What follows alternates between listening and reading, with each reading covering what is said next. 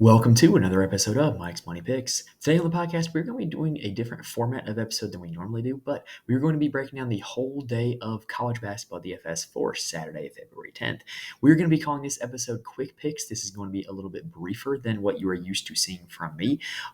Basically, all the college basketball content creators out there are going to be talking about the main slate tonight for this upcoming Saturday. And so what we're going to do, if you're like me, you play college basketball DFS on Saturdays all day long, not just the main slate, the afternoon and the night slate as well. So we're going to talk about all three slates. However, with it being kind of a time crunch on being able to do the research on a total of over 50 teams involved in these three slates, we're going to be doing what I call quick picks, where I'm going to just kind of give a quick slate overview. I'm talking like 7 to 10 minutes for each slate that gives you guys all the need to know information for the Saturday slate. Pretty much just give you what you need to know to build successful lineups for each slate. And if you want more details, there are a few places you can get that from me. Remember, you can always follow me on Twitter and reach out there. Join the Fantasy Corner Discord. It's entirely free. Link is in the description. I'll be chatting it up in there all day long, talking picks, talking lineups, talking strategies. If you're looking for people to talk about DFS with, the Fantasy Corner Discord is the place to go. And it's not just college basketball. We talk NBA, golf, and more in there. Link is in the description if you want to join that. And then I will have all my articles on my Patreon for the whole day's slates. So if you want to know who actually makes my lineups and how I'm actually going to be attacking once I finally sit down and build, the Patreon is the place where you can check that out. Patreon.com/MikesMoneyPicks. All right, now I said I got to keep the episode brief, so I'm going to go ahead and keep the intro brief, and we're going to go ahead and start talking about the 12 p.m. Eastern Time main slate for Saturday, February 10th. Taking a look at the main slate, I do believe that there is one game that stands above all the rest in terms of what game we need to be targeting and centering our lineups around, and that is the Alabama and LSU matchup.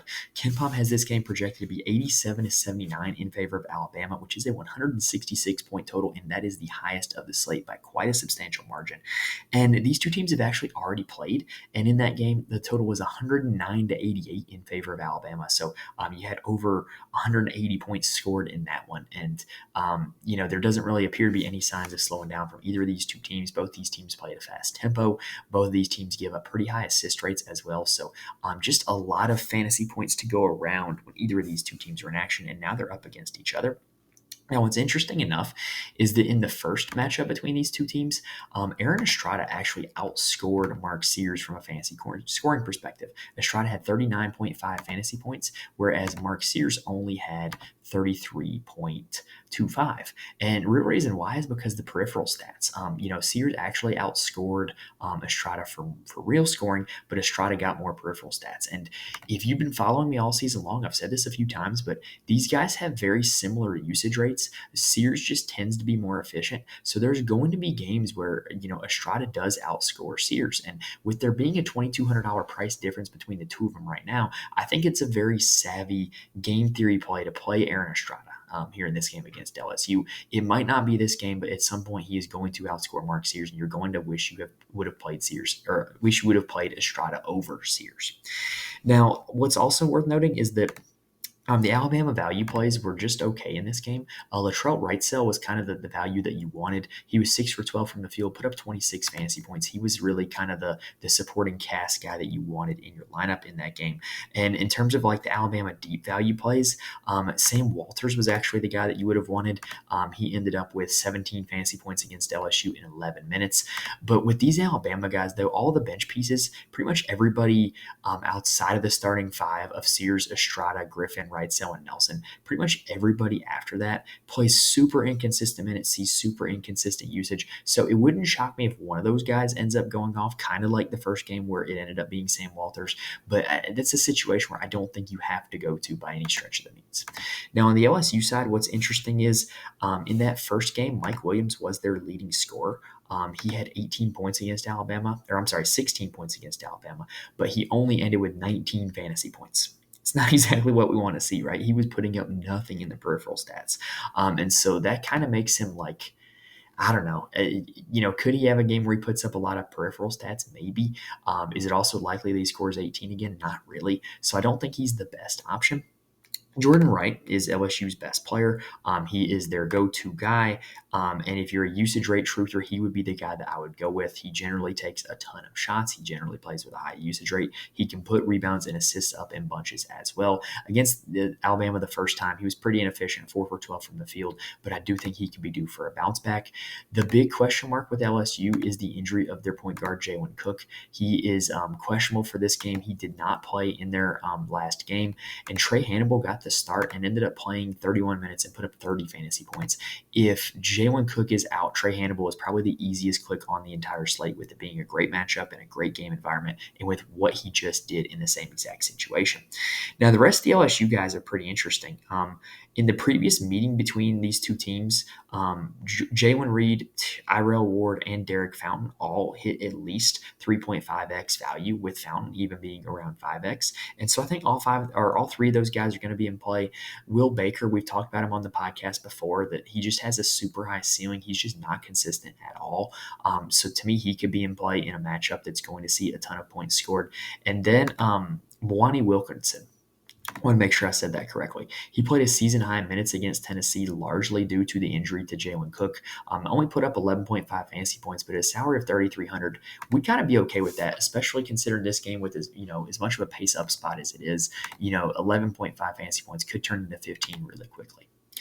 All right, now let's go ahead and talk about some of the other guards that I like. So this is a slate where, it's pretty heavy at the guards. Like, there's just a lot of solid options. You got Devin Carter as the highest priced guard going up against Butler, and he's just been one of the most consistent players in all of college basketball DFS all season. You got Tamin Lipsey taking on TCU, where we've mentioned them before, where TCU gives up a super high assist rate, and Lipsey has a super high assist rate, so that should be a pretty good matchup and some correlation. But the guy that I want to talk about is Max Asmus of Texas. He has only a 24% usage rate on the season, which is not what he's used to from his days at Oral Roberts, but he is still getting a ton of shot attempts. He's attempted at least 11 shots in every conference game. And against West Virginia the first time, he put up 46 fantasy points. He had 32, 3, and 2, which is not like the most peripheral stats in the world, right? But West Virginia is just a terrible defensive backcourt. I've watched a lot of college basketball this season, and I think I know what to say. They are one of the worst defensive backcourts I've seen in all the games I've watched. And so I think Asmus as well as Tyrese Hunter should have their way with this backcourt and be able to put up a ton of points. Keep in mind, West Virginia won that first meeting, and so I don't think Texas is going to take them lightly. I think Texas is going to come out all systems go, and they're just going to be attacking this backcourt with Asmus and Hunter. Now, in the mid tier, I do want to mention we do have a little revenge game here on this tier. We've got Joseph Girard of Clemson heading to take on his former team in Syracuse, and Girard is coming off of a 36 or 35 fantasy point outing against North Carolina. I think he will probably be pretty popular because of the narrative and what he just did. But the guy in the mid range that I like at the guard spot is Michi Johnson of South Carolina. Look, we played him a lot like in the middle of the season when he was like really, really successful back in like December and early January, but he's kind of cooled off since then, and they've switched their starting lineup. South Carolina has to start Colin Murray-Boyles, which has taken away a little bit of the usage from Michi Johnson, but he's still playing a ton of minutes. He's still getting a lot of shot attempts. He's still putting up a lot of peripheral stats. He just hasn't been all that efficient from the field. Well, the game against Vanderbilt is just what the doctor ordered for that. Vanderbilt is probably the worst team in the SEC. I think that South Carolina is going to boat race them, and I think they're going to put up a ton of points. And so Michi Johnson should be able to fix his efficiency issues, and if he's still able to put up the same peripheral stats but just make a few more shots, he has a chance to have a big game against the Vanderbilt Commodores. Now, heading down to the low tier, it's honestly kind of ugly. I do think that, if Jalen Cook of LSU is out, Trey Hannibal is probably the easiest value click at guard. Jeremiah Williams of Rutgers is a little bit intriguing to me. He's very hyped up prospect, and he's come in and put up 21 fantasy points in both games so far, and I think there could be something there. But a guy that I want to talk about in the low tier is going to be Mason Madsen of Boston College. He's not usually like a super high fantasy scorer, but there is something that I do think is interesting and worth noting here. Prince Alibe is likely to miss this game. He left the last game against Florida State early. In that game, Mason Madsen played 21 minutes, which is his most in the last 5 games, and he put up 22 fantasy points. Over a fantasy point per minute from the guard spot as kind of a corner shooter, like, it's pretty impressive.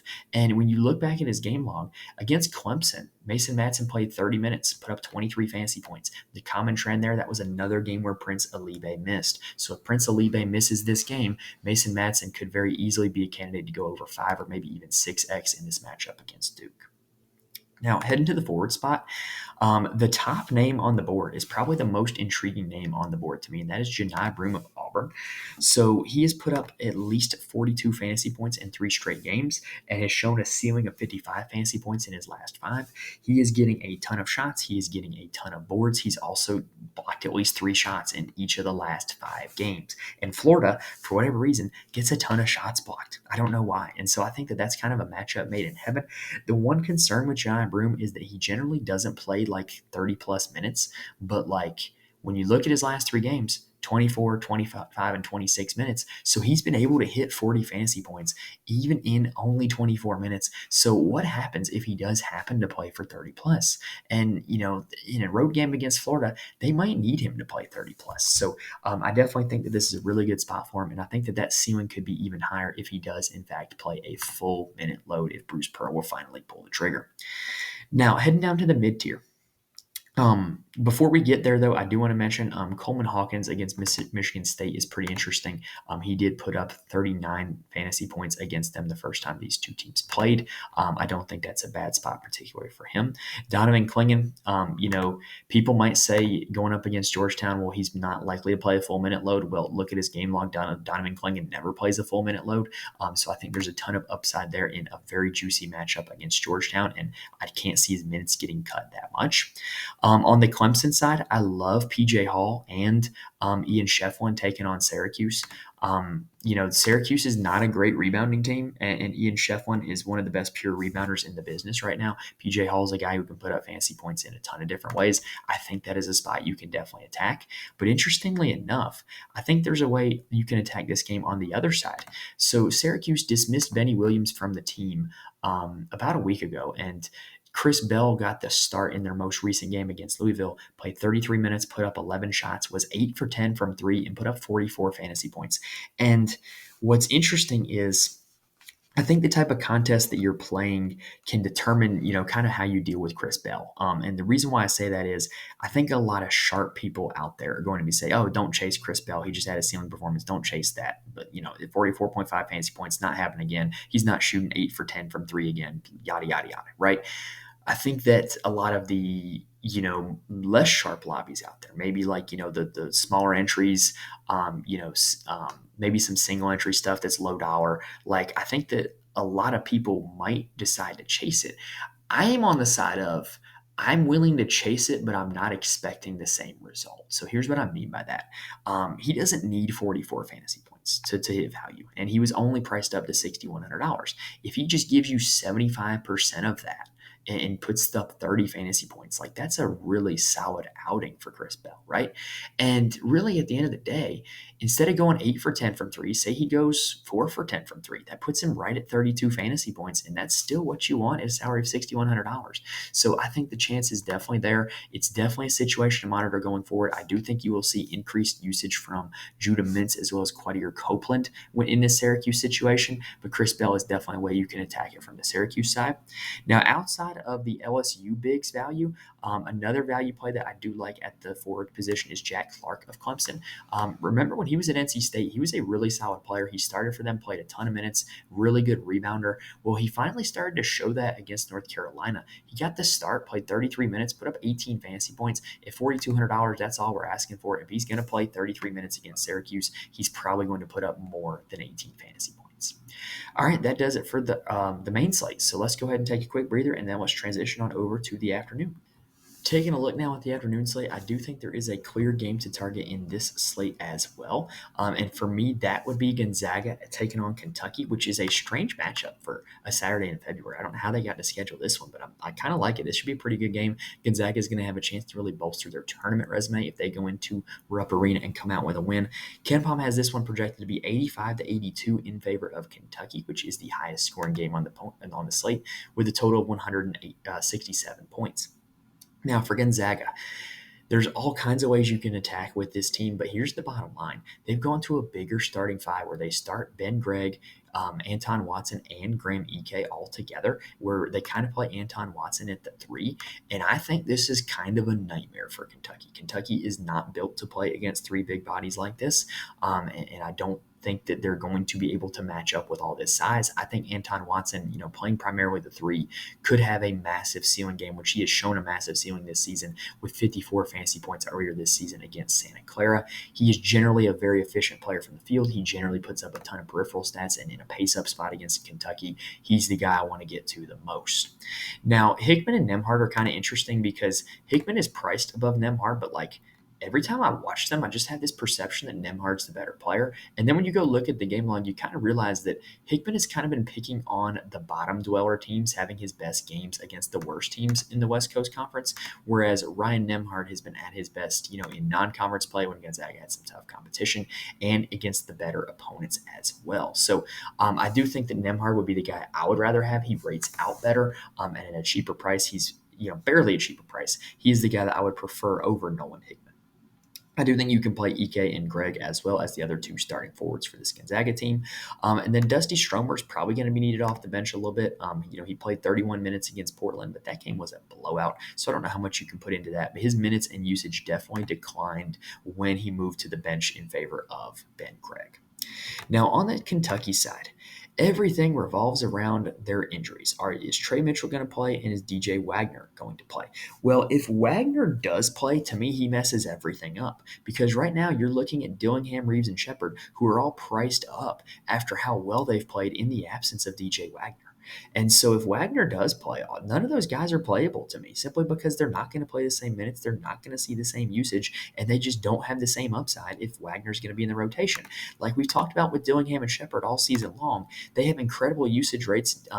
Dillingham with his shot rate, Shepard with his peripheral rates and the assists and rebounds, but they never played a ton of minutes because Kentucky just had so many guards. And without Wagner, Dillingham's played over 28 minutes in all 3 of those games. He's put up over 33 fantasy points in all 3 of those games. And so I think that he's a really, really solid play if Wagner continues to be out. The one who's affected the least by it is Antonio Reeves, who will start, through hell or high water pretty much.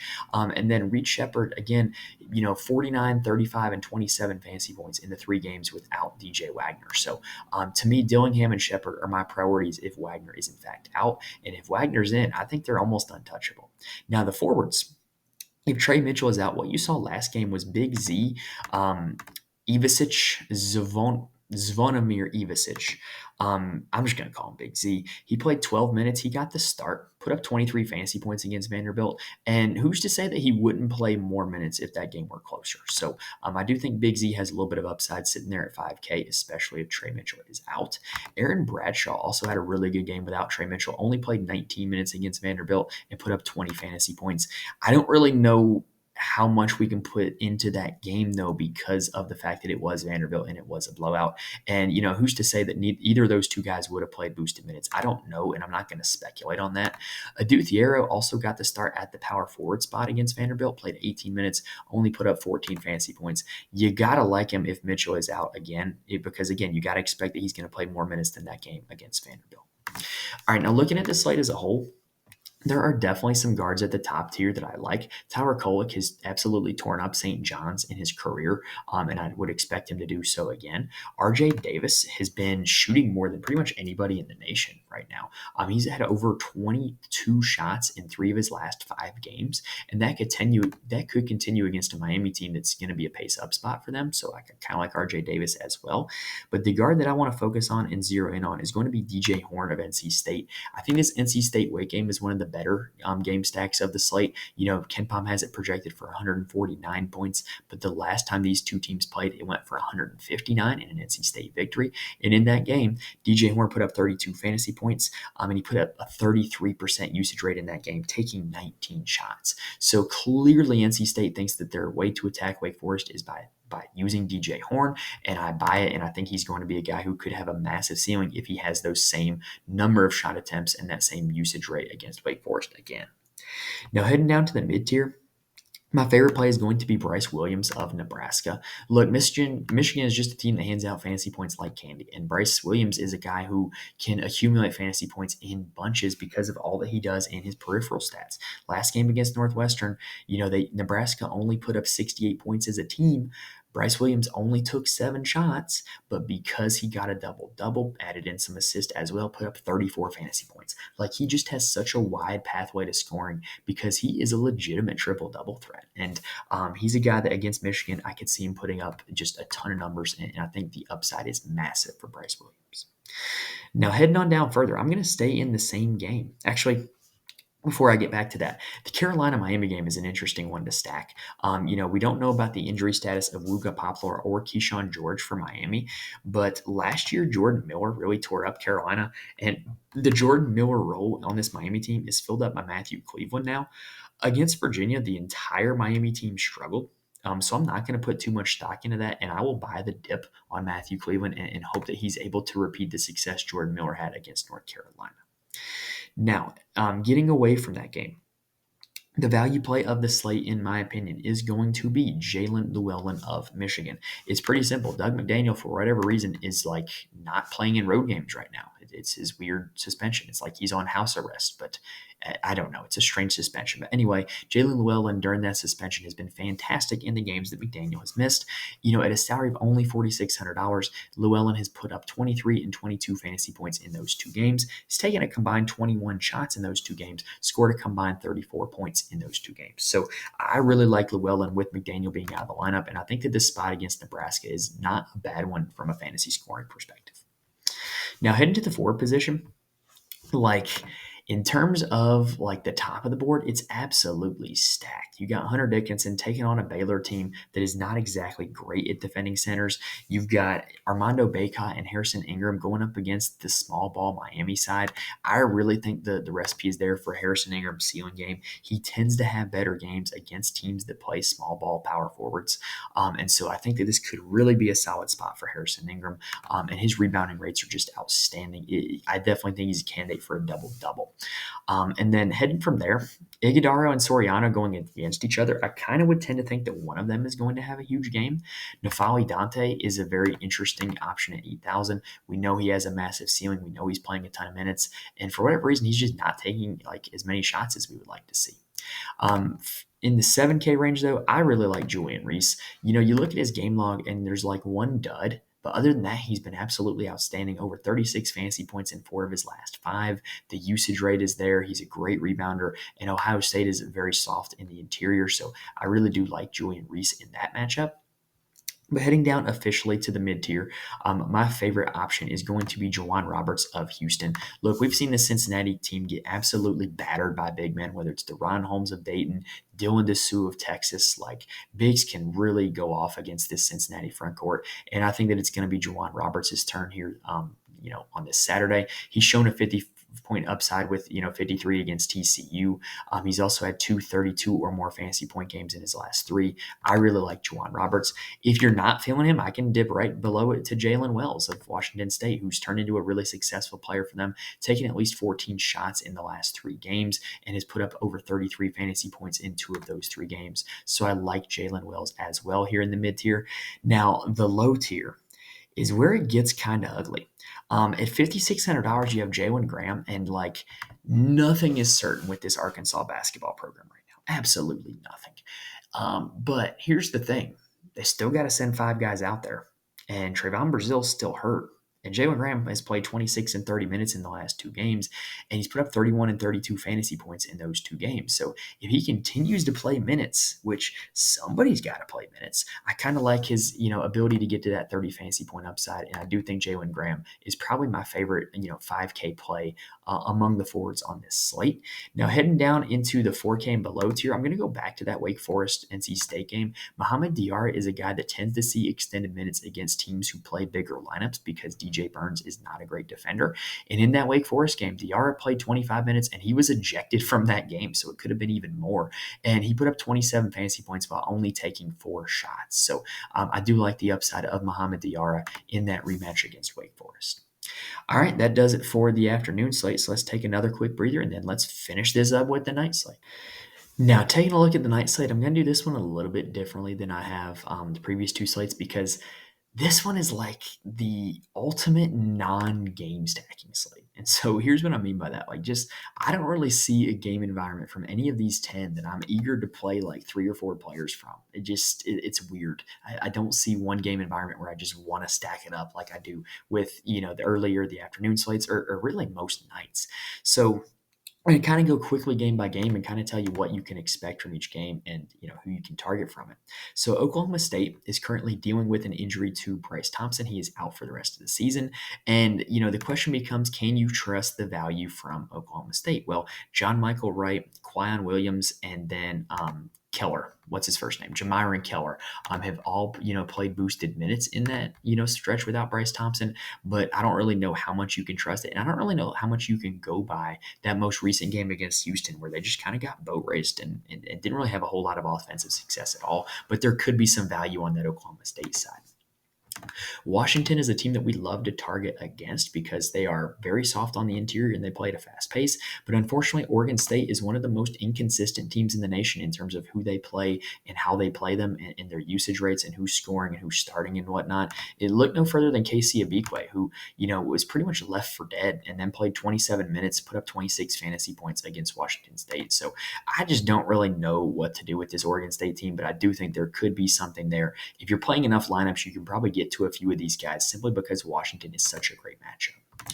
Indiana and Purdue is probably one of the better game stacks of the day. Khalil Ware for Indiana might not play, and whether he plays or not, you got to love Zach Edey. Khalil Ware is a pretty solid defender, and going up against him in the first game, Zach Edey put up 53 fantasy points. And so, if Khalil Ware's not there, what's Zach Edey going to do? I don't know, but I definitely think there's a chance he gets back to that 53 fantasy points number. The Purdue guards, Smith, Jones, and Lawyer, got to always be in your player pool because one of them, has a chance to go off pretty much every single slate, even though Lance Jones is getting a massive price increase now, and I don't like that. On the Indiana side, if Ware is out, you will see boosted minutes to most likely Anthony Walker, but possibly Peyton Sparks. We've seen it one of two ways with this team, and you don't really know which one it's going to be. Xavier Johnson is also questionable. That would give a big usage bump to Trey Galloway, and also Anthony Leal would be a candidate to see boosted minutes. I was wrong on him in the Penn State game. I kind of tried to tail his Iowa game against Penn State, and he put up a dud, but then he comes back and plays 25 minutes against Ohio State and puts up 24 fantasy points. So with this Indiana team, if Ware and Johnson are going to be out, there's a ton of value with, Galloway being a candidate for boosted usage, Leal going to see boosted minutes, and then Walker or Sparks going to see boosted minutes as well. Virginia and FSU, look, Miami only scored 36 points against Virginia. What makes you think FSU is going to do a whole lot better? Pass. Arizona State against Utah. Arizona State, we've talked about them a few times now. They tend to have one guard that goes off, whether it's Collins, Neal, Perez, or Miller. Just take your pick. I don't know which one it's going to be. You probably don't either. It's okay. If you're playing enough GPPs, playing enough lineups, put some of them in there. Now, what I do like about Arizona State is Sean Phillips Jr. He is their 7-footer, and he tends to play more against bigger teams, like when he played against Colorado, 17 minutes, 16 fantasy points. First matchup against Utah, which they're a bigger team. They have 2 7-footers in Carlson and Levering. 15 minutes, 19 fantasy points. If Sean Phillips Jr. is able to get to 20 minutes in this game, he's likely a candidate to get to 5X at that salary of 4,700. And then on the Utah side, you got to love Mr. Triple-Double, Davon Smith. Just incredible upside from this guy. A salary of $8,900, which is expensive, but he's probably the best guard option on the slate, all things considered, in my opinion. Now, Mississippi State taking on Missouri. I like the Mississippi State side in this one. Toulouse Smith, outstanding rebounder, great rebounding rates. And, we like to target him against poor rebounding teams, and Missouri is one of them. He just put up 40 fantasy points against Georgia in a very similar spot. Now, DJ Jeffries is also out. We saw boosted minutes for Sean Jones in that most recent game, played 33 minutes, put up 20 fantasy points, which might not sound like a whole lot, but he's only $5,000, and he was 2 for 11 from the field in that game. So what if he's 5 for 11? He puts up 27 fantasy points. It's a very real possibility. And so Sean Jones is a guy that will be making my player pool for that reason. Keyshawn Murphy also saw a little bit of a boost without Jeffries, played 15 minutes and put up 17 fantasy points. I think he's a little more riskier than Sean Jones is, however. On the Missouri side, Sean East may or may not play. really didn't change a whole lot for the rest of the team, though. This is a team that, with Dennis Gates, the last 2 years, they played a super inconsistent rotation. They're very difficult to trust, and that has, kind of held true the entire season. But Nick Honor is the guy that saw the biggest boost without Sean East last game. He played 39 minutes against Texas A&M, took 16 shots, put up 26 fantasy points, and I think that Mississippi State is a slightly better matchup for him than Texas A&M is. So Nick Honor would be a guy that I would definitely have to consider if Sean East is in fact out for this game. And then another guy that did play a few minutes is Kurt Lewis. He played 27 minutes against Texas A&M, only put up 10 fantasy points, but I've kind of said this a few times on this episode. He's only $3,700. So if he plays 27 minutes and puts up 15 fantasy points, you're going to be ecstatic at only $3,700. So I definitely think there's a chance he will be making some of my lineups as well. Kansas State and BYU is not really all that interesting of a game because neither of these two teams wants to play excessively fast. Tyler Perry is now Kansas State's guy, though. After that 42 fantasy point performance against Kansas, there's no doubt about it. And then Fousseyni Traore, aka Foose, as they call him at BYU, he's a guy that I love for BYU. Put up 45 and 28 fantasy points in their last two games, is back in the starting lineup. He was projecting to be their best player in the preseason, and now he's finally starting to look at it after he's fully recovered from injury. So at only $7,100, I love Fousseyni Traore taking on Kansas State, and that's a front court that can really be had, in my opinion. Boise State and Utah State is interesting because this is a game of stars. I have no interest in getting my value plays from this game, but Gray Osabor is as good as they come. He has multiple ways to put up fantasy points. He also gets dual eligibility, so he's a real versatile piece to put in your lineups. But personally, I would rather pay down to play Traore or pay up to play Zach Edey. He's kind of in a weird range, sitting there at $9,300. Boise State, Dagenhart, and Stanley both have incredible ceilings. One of them tends to go off. Good luck figuring out which one it is. Arizona and Colorado is a game that on paper looks like a decent game to stack until you go back and look at game logs and see that the last time these two teams played, it was 50-97 in favor of Arizona. They almost doubled them up. And so there's nothing really you can go by off of that. And really with Colorado, they became a tougher team to target when they got healthy, when they got Cody Williams back, because now their usage is a little less condensed. KJ Simpson is still their guy. I think he is very intriguing. And I think Cody Williams is pretty intriguing as well, taking on Arizona. On the Arizona side, look, we know what they're about. It's, the enigmatic Caleb Love. One of the bigs, Badlow and Johnson, tends to go off. Larson will have games every now and then where he goes off when he puts up a lot of peripheral stats. And then Boswell and Lewis and Bradley and Krivas are just kind of like supporting pieces. So, for the Arizona side, I do think you can play multiple pieces from this. I do think this would probably be the best game stack, but I'm not super interested in it. An 8K forward that I love on this slate is Maxime Reynaud of Stanford. So Reynaud is a high upside guy. We've seen him with multiple 40 fantasy point performances this season, and USC is a team that is not good against bigs at all. In the last game against them, he could not stay out of – oh, no, I'm sorry. He didn't have foul trouble in that game, but he only played 23 minutes, which is not what we've seen of him lately. And so Maxime Reynaud is a guy that I think has a ton of upside taking on this USC front court. And the USC side, they're getting back healthier now that they have Ellis and Collier. And so I'm much less interested in the value on that side now that they've got Ellis and Collier back in the lineup. All right, that was 8 quick minutes on the Saturday night slate. And so hopefully I was able to give you guys all the need to know information for this, jam-packed day of college basketball on Saturday, with it being a main, afternoon, and late night slate. So if you want to know more information from me, first off, you can reach out to me on Twitter. Follow me on there as well. You can join the Fantasy Corner Discord. Link is in the description, and you can check out the articles on the Patreon, patreon.com/Mike's Money Picks. All right, y'all, it's Friday. It's been a long week. I'm exhausted. We just covered 3 slates. Make sure that if you like what you saw here on the video, if you like the format, let me know first off. But if you like what you saw on the video, please hit the like button. It helps me out a ton. I cannot stress that enough. And if you're listening on audio, please rate and review wherever you get your podcast. It helps me out greatly, and I do appreciate it. Now that pretty much does it, y'all. Hopefully I was able to get you guys the information that you need to win here on this Saturday slate. I'm exhausted, so I'm going to go ahead and go to bed now. So thank you guys for watching the list to this point. Best of luck to you on a Saturday. Subscribe to the channel. That way we can hopefully see you back here for the Sunday slate and more after that. And thank you guys for watching and listening. Hope to see you next time.